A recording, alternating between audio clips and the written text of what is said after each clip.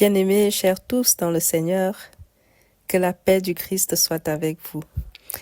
Je suis heureuse de vous retrouver pour une nouvelle étude biblique. Pour reprendre notre étude biblique aujourd'hui avec l'étude des 12 petits prophètes. Après le livre de Daniel que nous avons vu dernièrement, entamons aujourd'hui la série des 12 petits prophètes qu'on trouve vers la fin de l'Ancien Testament. Aujourd'hui, nous allons faire une introduction générale de ces livres qu'on classe dans la catégorie des 12 petits prophètes. Ensuite, nous allons commencer l'étude d'un des petits prophètes, c'est-à-dire Osée. Nous allons parcourir Osée 1 à 3 qu'on va intituler « Une prostituée pour épouse ». La suite après la prière.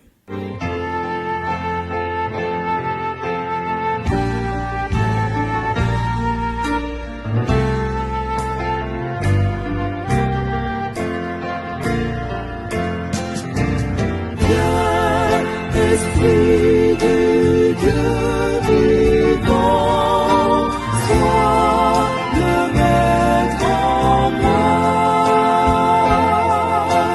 Viens, Esprit de Dieu vivant, sois le maître en moi. Sonde-moi.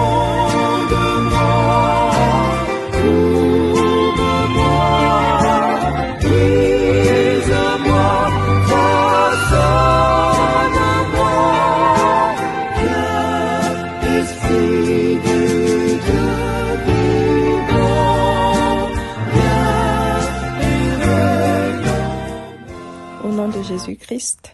Amen. Commençons aujourd'hui l'étude des 12 petits prophètes. Après une introduction générale de ces livres, nous allons lire Osée 1 à 3. Les 12 petits prophètes que l'on trouve dans le canon protestant biblique vers la fin de l'Ancien Testament, à savoir Osée, Joël, Amos, Abdias, Jonas, Michée, Naoum, Habakkuk, Sophonie, Agé, Zacharie et Malachie, sont 12 petits livres de prophètes qu'on appelle les 12 petits prophètes, non pas pour dire qu'ils sont moins importants ou plus petits que les autres prophètes. On les appelle petits prophètes simplement par rapport à la taille de leurs livres. Par exemple, si on prend le livre du prophète Osée à côté du livre du prophète Ésaïe, c'est pas du tout la même taille. Donc, ce n'est que par rapport à cette taille qu'on classe ces 12 livres dans la catégorie des 12 petits prophètes, mais cela ne signifie pas qu'ils ont moins d'autorité ou moins d'importance. Ces petits livres contiennent donc de grands messages que nous nous proposons d'explorer pendant les prochaines semaines. Certains de ces petits prophètes ont exercé leur ministère soit dans le nord d'Israël, soit dans le sud d'Israël en Judée, avant l'exil. D'autres ont exercé après l'exil de Juda pour la reconstruction. Et le message général qu'ils renvoient, c'est que Dieu n'aime pas l'infidélité. Dieu est amour, mais il punit sévèrement l'infidélité. Et Dieu est le seul et véritable Dieu, le Dieu d'Israël, est le seul vrai Dieu. Commençons donc l'étude des 12 petits prophètes avec le prophète Osée. Lisons aujourd'hui Osée 1 à 3. Osée est un prénom d'origine hébraïque qui est dérivé du mot hébreu Oshéa, qui signifie salut ou délivrance. Dieu sauve. Osée exerce donc son ministère dans le royaume du nord d'Israël, dans une période où le peuple du nord était particulièrement porté sur l'infidélité. Comme nous le savons, après Salomon, Israël a été divisé en deux. Les 10 tribus du nord ont formé le royaume du nord, dont la capitale était la Samarie, et le sud, c'est-à-dire la Judée, a formé un autre royaume dont a hérité le fils de Salomon, c'est-à-dire Roboam, royaume constitué uniquement de la tribu de Juda avec quelques Lévites et Benjaminites. Dans les livres des rois, on voit comment Israël du Nord évolue à part et Israël du Sud à part, chacun avec son roi. Donc, Osée va exercer dans le royaume du Nord où les rois et le peuple sont particulièrement infidèles. Ils vont de désobéissance en désobéissance, il y a de l'injustice sociale, ils vivent dans l'abomination, dans le péché, ils sont versés dans l'idolâtrie. C'est dans ce contexte que le prophète Osée est appelé à prophétiser, afin d'annoncer au peuple d'Israël du Nord quelle est la volonté de Dieu, quel est l'état d'esprit de Dieu, comment il est mécontent d'eux. Et le message d'Osée a ceci de particulier que son message va être porté par une sorte de métaphore conjugale pour illustrer le comportement du peuple d'Israël infidèle et montrer comment il se retrouve en train d'aimer un peuple infidèle qui se prostitue à d'autres dieux. Dieu va demander à son prophète d'aller épouser une prostituée. Il arrive parfois que Dieu choisisse de faire comprendre certaines choses à travers des expériences humaines singulières qui peuvent être tristes et même choquantes dans le but de transmettre un message. Et dans le contexte du livre d'Osée, Dieu demande à son prophète d'aller épouser une prostituée pour montrer à son peuple ce que ça fait que d'aimer une personne infidèle.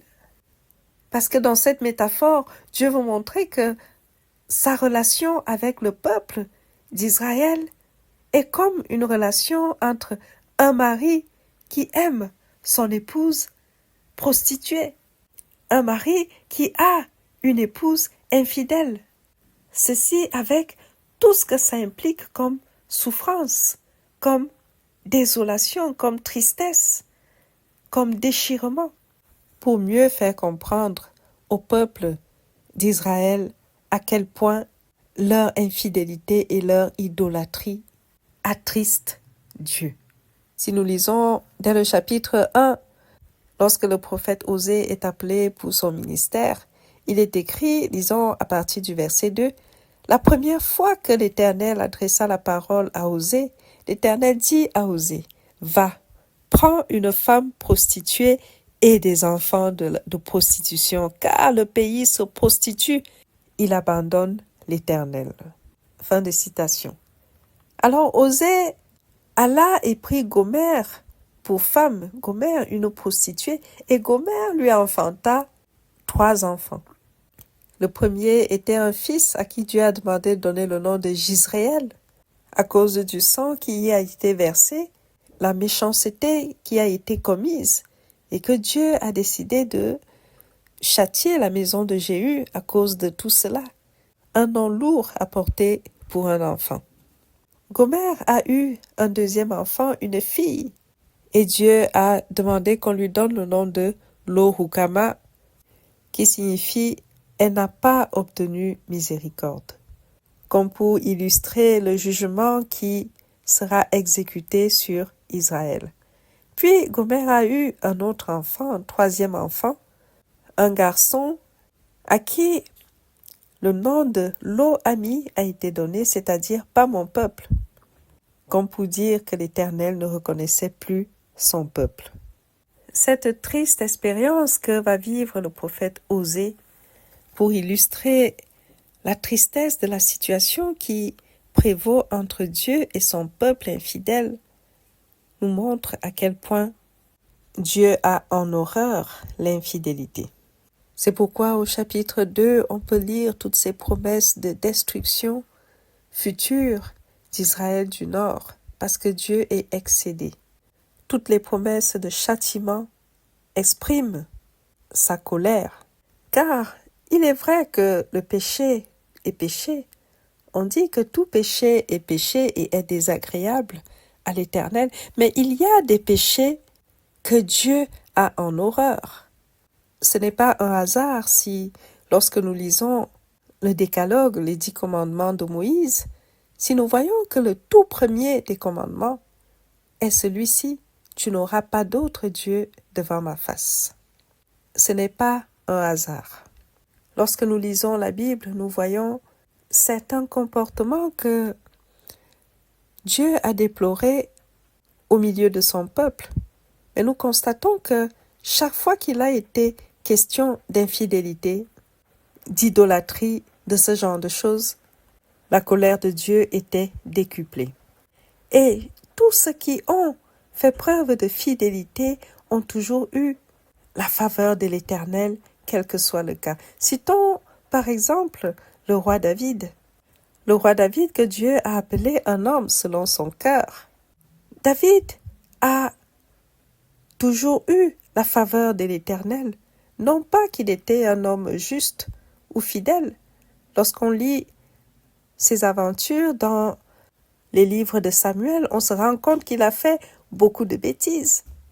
Il a commis l'adultère avec la femme d'autrui, poussé son rival à la mort dans le champ de bataille, et Dieu l'a puni pour cela, parce qu'on paye toujours les conséquences de ses péchés. Mais parce que David est toujours revenu vers l'Éternel, parce que David n'a pas versé dans l'idolâtrie, dans l'infidélité, il a toujours eu la faveur de Dieu. Dieu qui a continué à le bénir, même après l'avoir puni, Dieu qui l'a toujours protégé malgré tout, et Dieu qui a béni le reste du peuple d'Israël à cause de lui. Parce qu'après la déportation de la Judée à Babylone, il a promis qu'il y aura un reste qui reviendra et que ce reste reviendra rebâtir Jérusalem à cause de son serviteur David, à qui il a fait cette promesse que sa lignée royale sera perpétuée.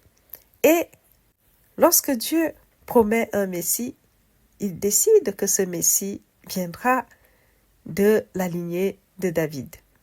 Et effectivement, le mari de Marie, mère de Jésus, était de la lignée de David. Juste cet exemple. Le premier des commandements, tu n'auras pas d'autre Dieu devant ma face. Et le deuxième qui suit est tout aussi semblable car parle de la fidélité. Il est dit, tu ne te feras point d'image taillée ni de représentation quelconque des choses qui sont en haut dans les cieux, qui sont en bas sur la terre, etc., etc. Tu ne te prosterneras point devant elles. Il est encore question là de ne pas commettre d'infidélité et d'idolâtrie. Et lorsque nous regardons dans le Nouveau Testament, lorsque la question est posée à Jésus de savoir quel est le plus grand des commandements, il va répondre également dans le même sens. Il dit, le plus grand des commandements, c'est que tu aimeras l'Éternel ton Dieu de tout ton cœur, de toute ta pensée, de toute ton âme. Et le second qui lui est semblable, c'est que tu aimeras ton prochain comme toi-même. Matthieu 22, de 36 à 40. Alors que signifie aimer Dieu de tout son cœur? C'est lui donner la première place. Ce qui nous rappelle également ce qui est dit dans Deutéronome 6, de 5 à 7. Pour dire que Jésus est venu accomplir cette loi et non l'abolir. Et dans la loi de Dieu, la fidélité, c'est quelque chose de fondamental. La prostitution spirituelle des gens qui passent le temps à balancer entre Dieu et des pratiques ésotériques ou mystico-magiques sont dans la prostitution spirituelle. Et Dieu vit cette relation comme dans ce qui est illustré dans Osée 1 à 3. Dieu veut des serviteurs entiers.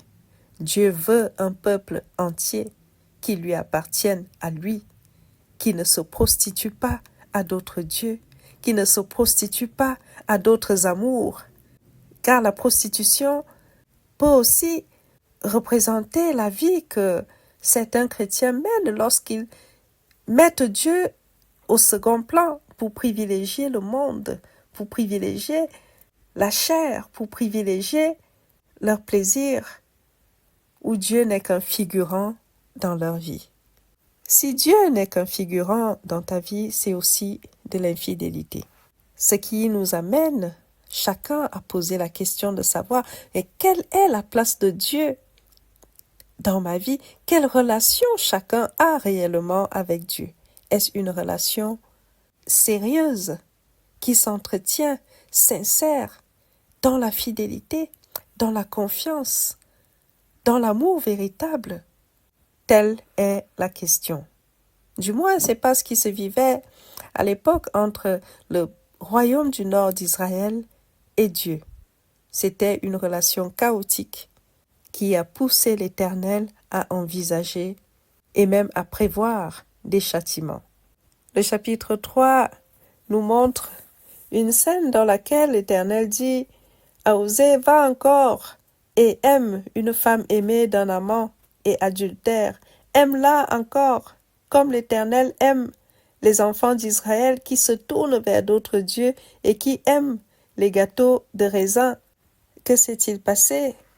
Osée a-t-il voulu se séparer de cette épouse infidèle qui continuait d'aller voir ailleurs? Dieu a dit, va la chercher, va la reprendre, aime-la encore. Car Dieu, malgré nos infidélités, garde toujours les bras ouverts pour nous reprendre, pour nous amener à changer, parce qu'il nous aime d'un amour sincère, il nous aime d'un amour véritable et qui ne veut pas nous perdre. Ce qu'il n'aime pas, c'est la désobéissance et l'infidélité. Triste destin pour le prophète Osée qui a dû épouser une prostituée comme illustration de la triste relation qu'il y a entre Dieu et son peuple infidèle. Voilà, bien-aimés, pour aujourd'hui. Pour la prochaine étude, je vous invite à lire les chapitres 4 et 5 du livre d'Osée. D'ici là, que Dieu vous garde et qu'il vous bénisse.